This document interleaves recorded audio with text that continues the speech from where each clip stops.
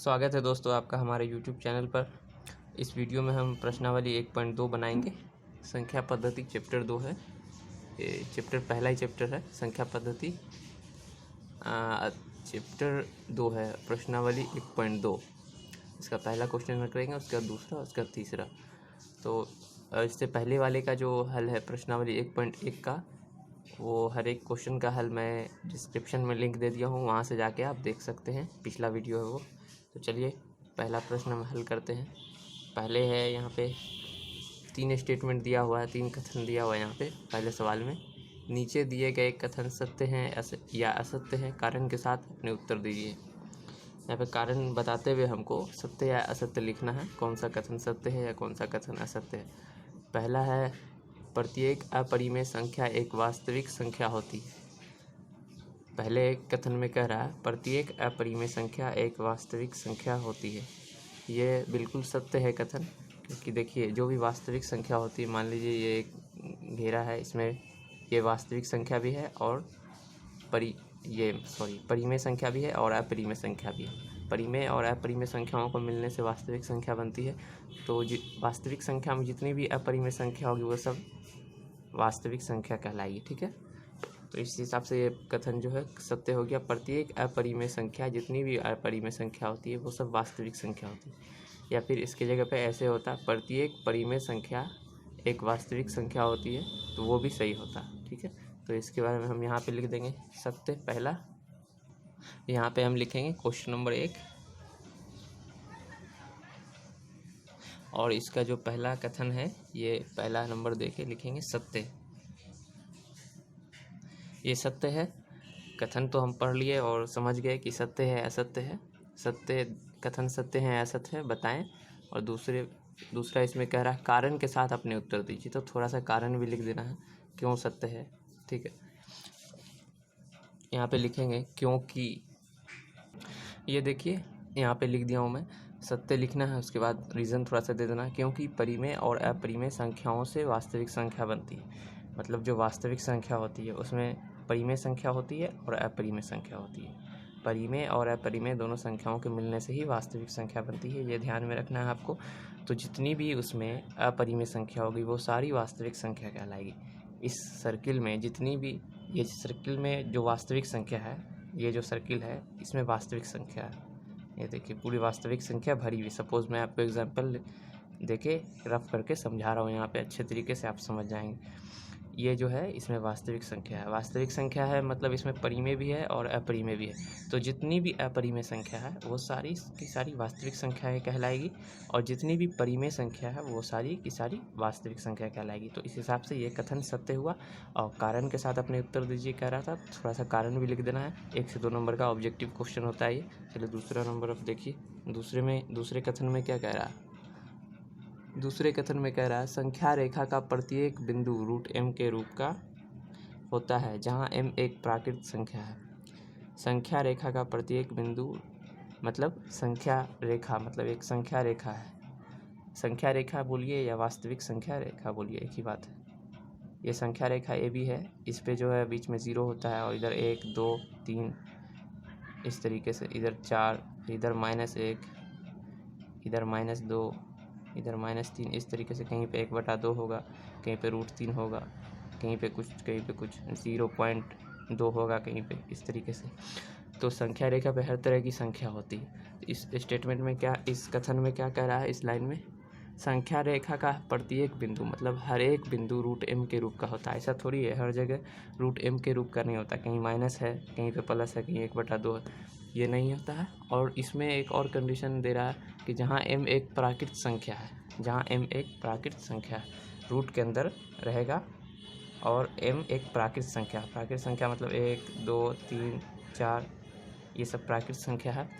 Root के अंदर 1 रहेगा प्राकृत संख्या, तो इसका जो वर्गमूल होगा जो भी ±1 निकलता है। ठीक है, तो कोई भी जो ऋणात्मक संख्या होगी वो प्राकृत संख्या का वर्गमूल नहीं हो सकती है।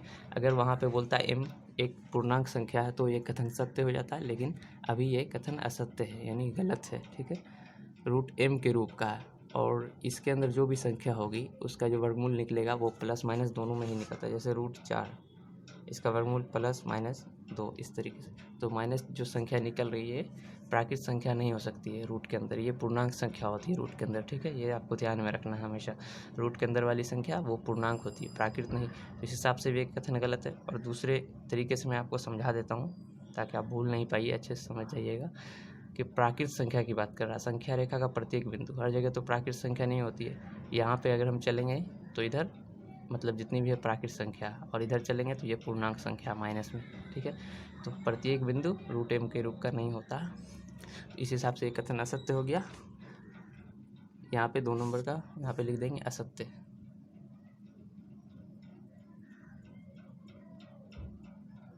असत्य रीज़न देने बोल रहा है तो थोड़ा सा रीज़न भी लिख देंगे यहाँ पे। ये देखिए मैं यहाँ पे लिख दिया हूँ, इस तरीके से आपको लिखना है। जब भी आप कॉपी पे बनाइए तो कथन पढ़िए और उसको समझिए। अगर आपको संख्या का ज्ञान होगा तो ही आप इस तरह का जो क्वेश्चन है वो हल कर पाएंगे। इससे रिलेटेड भी मैं एक वीडियो आपकी इस वीडियो के डिस्क्रिप्शन में दे दूँगा, आप वहाँ जाके देख सकते हैं। संख्या, सारी संख्या को विस्तार में बताया गया है। असत्य, असत्य लिख दिए क्योंकि कोई भी ऋण संख्या किसी प्राकृत संख्या का वर्गमूल नहीं हो सकती। रीज़न देने हैं, थोड़ा सा रीज़न देना है हर एक, मतलब जो भी स्टेटमेंट होगा इसमें बोल रहा है। पहला था सत्य तो उसका भी रीज़न दिए, दूसरा असत्य तो उसमें भी, क्योंकि कोई भी ऋण संख्या किसी प्राकृत संख्या का वर्गमूल नहीं हो सकती है। अपना थोड़ा सा दिमाग लगाना है, एक बार प्रैक्टिस कीजिए तो आपको समझ में आ जाएगा। और तीसरा है, अब तीसरा कथन है यहाँ पे, प्रत्येक वास्तविक संख्या एक अपरिमेय संख्या होती है। प्रत्येक वास्तविक संख्या एक अपरिमेय संख्या होती है, यह कथन गलत है, यह असत्य हो गया, ठीक है। देखिए मैं आपको ये समझाया था, इस सर्किल में जो है वास्तविक संख्या है, वास्तविक संख्या है मतलब इसमें परिमेय भी है और अपरिमेय भी है। तो जितनी भी वास्तविक संख्या है वो सिर्फ परिमेय नहीं होगी या सिर्फ अपरिमेय नहीं होगी, वो अपरिमेय भी होगी और परिमेय भी होगी। परिमेय और अपरिमेय दोनों संख्या के मिलने से ही वास्तविक संख्या बनती है, ठीक है। ये ध्यान में रखना है। तो जितनी भी वास्तविक संख्या है वो केवल अपरिमेय नहीं है, परिमेय भी है। तो ये कथन असत्य हो गया। तीसरा नंबर का यहाँ पे असत्य लिख देंगे।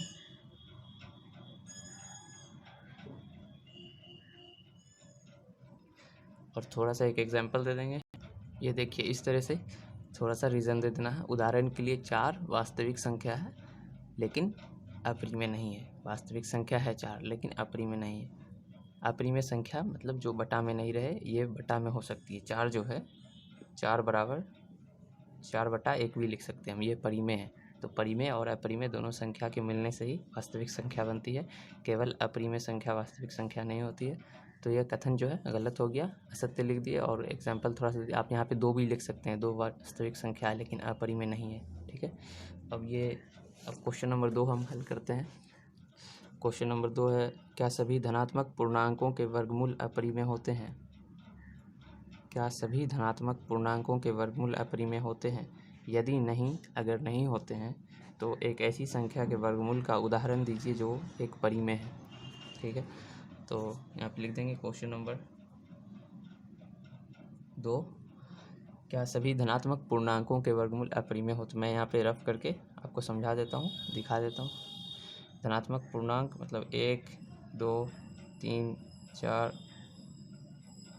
5, ये सब धनात्मक पूर्णांक है। और ऋणात्मक पूर्णांक होती है -1, -2, -3, ठीक है। तो इसका वर्गमूल, जैसे √1 का वर्गमूल 1 निकल गया, जिसका वर्गमूल निकल जाता है वो परिमेय है, जिसका वर्गमूल नहीं निकलता है वह अपरिमेय है। जैसे √2 का निकलेगा 1 पॉइंट 2 पॉइंट कुछ कुछ इस तरीके से, ठीक है। और √3 का भी वर्गमूल नहीं निकलता है, जिसका स्पेसिफिक अच्छे तरीके से वर्गमूल निकल जाता है। जैसे 4 का √4 का वर्गमूल 2 निकलेगा, तो यह परिमेय है। और जिसका वर्गमूल नहीं निकलता है, जिस धनात्मक पूर्णांक का वर्गमूल नहीं निकलता है वह अपरिमेय है, ठीक है। तो यहाँ पे क्या बोल रहा है कथन में, क्या सभी धनात्मक पूर्णांकों के वर्गमूल अपरिमेय होते हैं? तो हम लिखेंगे नहीं लिख के कॉमा दे देंगे। उसके बाद दूसरा बोल रहा है यहाँ पे, यदि नहीं तो एक ऐसी संख्या के वर्गमूल का उदाहरण दीजिए जो परिमेय है। बहुत सी ऐसी संख्या है, सिर्फ एक संख्या का उदाहरण देके बता देना है जो परिमेय है। ऐसी संख्या के वर्गमूल का उदाहरण दीजिए, जैसे 4, जिसका 4 का वर्गमूल निकला 2, ये परिमेय है। 2 को हम 2/1 भी लिख सकते हैं। या फिर आप देख लीजिए 9, √9 का वर्गमूल 3, ठीक है। जिससे देखिए रूट 9 का वर्गमूल 3, यह परिमेय संख्या है, अपरिमेय नहीं है। तो यहाँ पे हम लिख देंगे नहीं। उसके बाद जैसे संख्या 4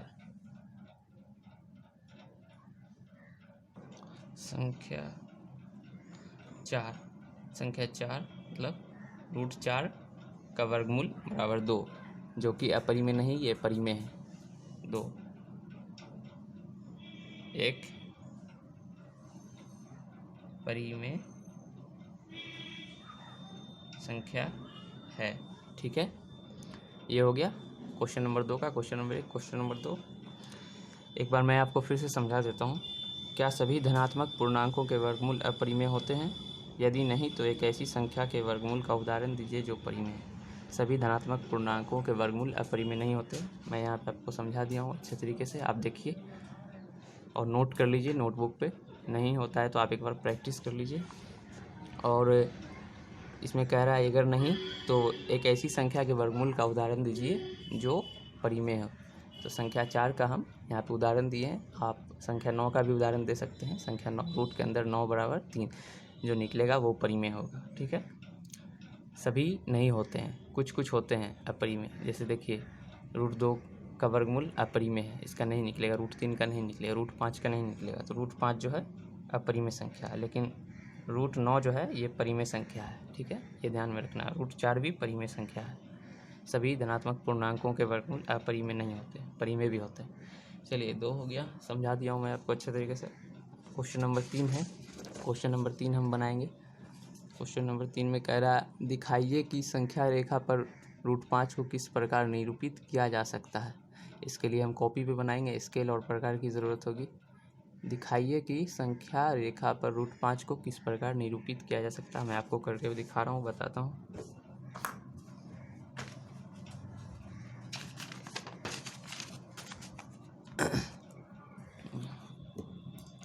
यहाँ क्वेश्चन नंबर लिख लेंगे।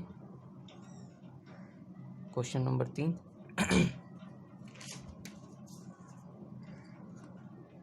सबसे पहले सवाल में बोल रहा है कि दिखाइए कि संख्या रेखा पर रूट 5 को किस प्रकार निरूपित किया जा सकता है।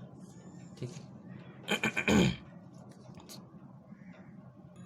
इसके लिए सबसे पहले हमको एक संख्या रेखा खींच लेना है। ये देखिए यहाँ बोल रहा दिखाइए कि संख्या रेखा पर रूट 5 को किस प्रकार निरूपित किया जा सकता है या किस प्रकार दर्शाया जाता है। हमको ये बस दर्शा के बताना है, समझाना है, बस शो करना है और कुछ नहीं। एक लाइन खींच लेंगे लंबा सा और इस रेखा जो है रेखा का एक नाम दे देंगे, जैसे NP। इस रेखा का नाम दे दिए। ठीक है, और इसमें पॉइंट देंगे और 1-1 सेंटीमीटर वाला 1-1 सेंटीमीटर का खाना बनाएंगे। 1 सेंटीमीटर का एकदम बराबर बराबर।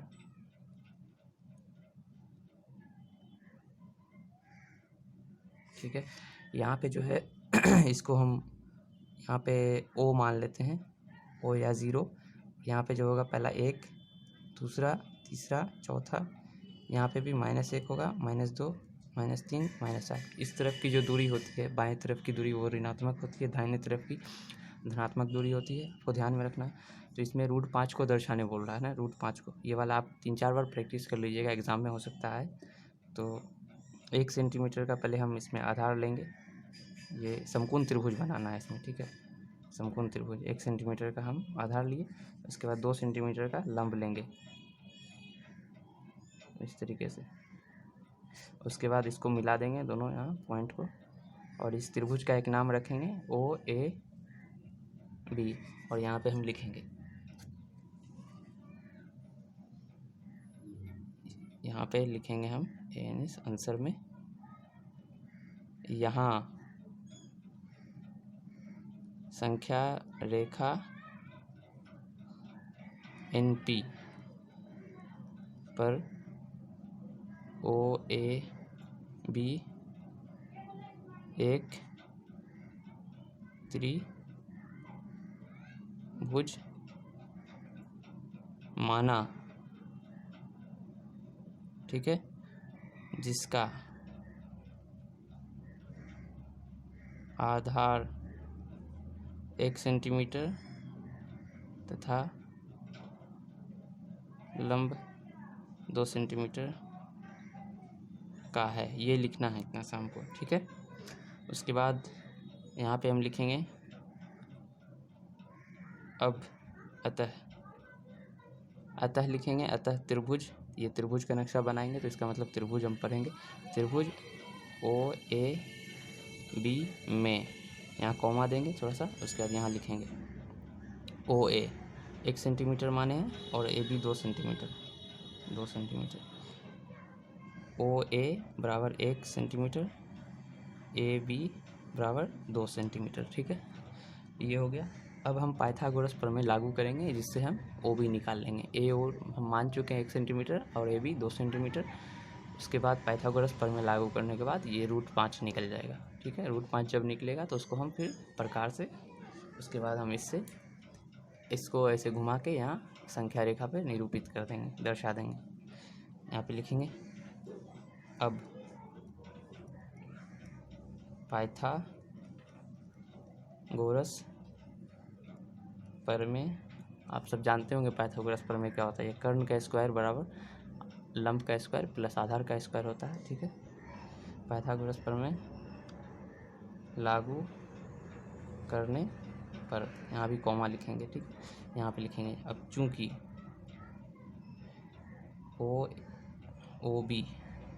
OB का स्क्वायर बराबर OA का स्क्वायर प्लस AB का स्क्वायर, ठीक है। ये है कर्ण का स्क्वायर OB,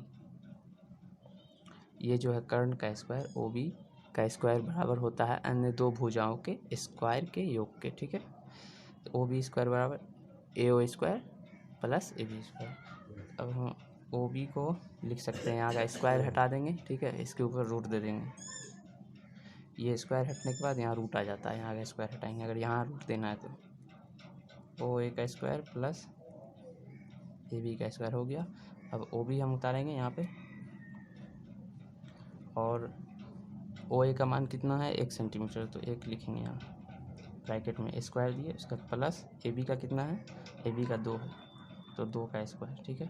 फिर OB लिखने की ज़रूरत नहीं, यहाँ लिखने की ज़रूरत नहीं, OB यहाँ लिख दिए, हो गया। बराबर के सामने बराबर देंगे, उसका रूट देंगे, 1 का स्क्वायर 1 होगा प्लस 2 का स्क्वायर 4 बराबर 1 4 5, रूट अंदर 5 हो गया। अब यहाँ पे लिखेंगे OB बराबर √5 सेंटीमीटर या √5 भी लिख सकते हैं, ठीक है। ये हो गया, √5 निकल गया। OB यहाँ हम √5 लिख देंगे इस तरीके से। अब जो OB का जो माप है वो √5 निकल गया है, √5 सेंटीमीटर आप समझ सकते हैं, √5। तो अब जो √5 है इसको संख्या रेखा NP पे दर्शाना है। यही सवाल में कह रहा था, दिखाइए कि संख्या रेखा पर √5 को किस प्रकार निरूपित किया जा सकता है। तो अब क्या करना है, अब यहाँ प्रकार से पेंसिल से इसको त्रिज्या मानेंगे, OB को त्रिज्या मान के, ये जो संख्या है खड़ी है संख्या, इसको गिराएंगे तो ऐसे गिरेगा ना, तो उसी तरह से इसका जहाँ पे जाएगा वहीं पे √5 होगा। ये देखिए,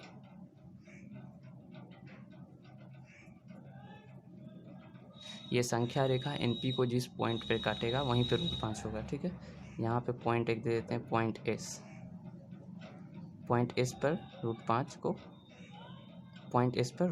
है। यहाँ पे जो पॉइंट है ये √5 निकला, तो √5 जो है पॉइंट S पर संख्या रेखा NP को काट रही है। इस तरीके से √5 को हम संख्या रेखा पे दर्शा चुके हैं, और अब हम यहाँ पे लिखेंगे इसके बारे में फाइनल। यहाँ पे जगह नहीं है तो आप जो है आप पीछे की ओर बनाएंगे, लेकिन मैं यहाँ पे आपको यहाँ पे बगल में बता दे रहा हूँ, आप पीछे बनाइएगा, ठीक है। अतः OB बराबर √5 संख्या रेखा NP को इस बिंदु पर काटती है, ठीक है। और S जो है वो √5 के संगत है। अब लिखेंगे S, √5 के संगत है, और लिख देंगे। और इस प्रकार √5 को संख्या रेखा पर दर्शाया गया है। हो गया, बस इस तरीके से लिखेंगे। एक और विधि है इसका जो किताब में दिया हुआ है, वो लॉन्ग प्रोसेस है काफ़ी, उसमें 2-3 पेज लग सकता है, आप उसको समझ लीजिएगा, वो भी बेहतर है, समझ लीजिएगा। लेकिन आप एग्ज़ाम के लिए तैयारी कर रहे हैं तो ये वाला देखिए, एग्ज़ाम में आएगा सवाल, तो आप इस तरीके से शॉर्ट तरीके से बना लीजिएगा। इसको 1 से 2 बार आप प्रैक्टिस कीजिए। लास्ट में लिखना है, अतः OB बराबर √5 संख्या रेखा NP को S बिंदु पर काटती है, S √5 के संगत है, और इस प्रकार √5 को संख्या रेखा NP पर दर्शाया गया है। ये हो गया डन, पूरा प्रॉपर आंसर हो गया, परफेक्ट एकदम 1 नंबर। आप इसको प्रैक्टिस करिए ज़रूर, तभी आप इसके बारे में आसानी से समझ सकते हैं। यहाँ पे √5 निकला है, ठीक है। ये था क्वेश्चन नंबर 3। प्रश्नावली 1.2 जो है ये कंप्लीट हो गया पूरा इस वीडियो में, प्रश्नावली 1.2। और ये क्वेश्चन नंबर 4 जो यहाँ पे दिया हुआ है, ये कोई ज़रूरी नहीं है उतना, लेकिन आप इसको देख के खुद से भी प्रैक्टिस कर सकते हैं। अब हम क्वेश्चन जो बनाएंगे 1.3 प्रश्नावली 1.3 हल करेंगे अगले वीडियो में। मैं अगले वीडियो में दूंगा, आप वेट कीजिए, डिस्क्रिप्शन में लिंक दे दूंगा मैं। तो चलिए, धन्यवाद। आप हमारे चैनल से जुड़े रहिए। अगर हमारे चैनल पर पहली दफ़ा आए हैं तो चैनल सब्सक्राइब करके बेल आइकन दबा लीजिए, इससे सारी लेटेस्ट वीडियो आप तक पहुंचती रहेगी। वीडियो अगर अच्छा लगा है तो एक लाइक ज़रूर कर दीजिएगा। Thank you.